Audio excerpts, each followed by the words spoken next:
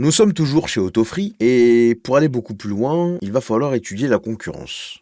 Alors, nous avons trouvé ce concurrent et nous allons pouvoir analyser l'ensemble des données qui gravitent autour de ce site internet. La première étape que je vous recommande, c'est d'aller sur SimilarWeb, donc rendez-vous sur pro.similarweb.com, il faudra créer un compte et une fois que c'est fait, on va scroller vers le bas jusqu'à ce niveau dans le rapport canaux marketing, histoire de voir le découpage du trafic par canal d'acquisition. On voit ici concrètement que le canal le plus fort, c'est bien le SEO, suivi du SEA, on va fermer cet onglet, mais aussi direct, donc Webot ont une forme de notoriété, donc ce sont bien sûr les personnes qui tapent directement l'adresse du site, et on a quand même 10% de social media, donc il y a quand même une activité sur les réseaux sociaux. On continue et je vous donne rendez-vous sur SEMrush.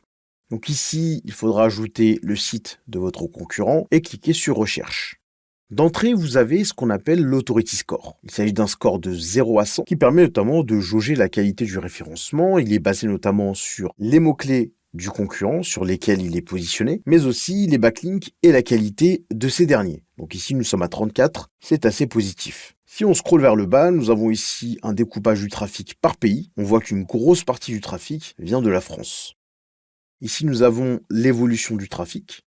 On peut soit avoir le dernier mois, les 6 derniers mois, 1 an ou 2 ans. De quoi voir les variations durant les derniers mois.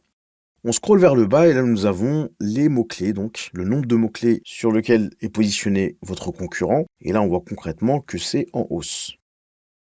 On scrolle vers le bas et là nous avons donc un encart meilleur mot-clé organique. Donc ce sont tous les mots-clés sur lesquels il est positionné. On va cliquer sur voir les détails. Et là, on voit concrètement que Webot est positionné sur des termes très intéressants. Il est par exemple premier sur sa marque, troisième sur trottinette électrique. Il est aussi premier sur Webot Lyon, premier sur trottinette électrique 50 km/h. Pour chacun des mots, donc, on a ici la position. On a aussi le volume de recherche mensuel, de quoi voir si le mot est important ou pas, et l'URL en question, donc l'URL qui est positionnée sur le terme principal. N'hésitez pas à consulter chaque URL, vous verrez notamment la qualité du contenu de votre concurrent et cela vous donnera quelques idées. On clique sur précédent, on scrolle vers le bas et là nous avons le découpage par intention de recherche.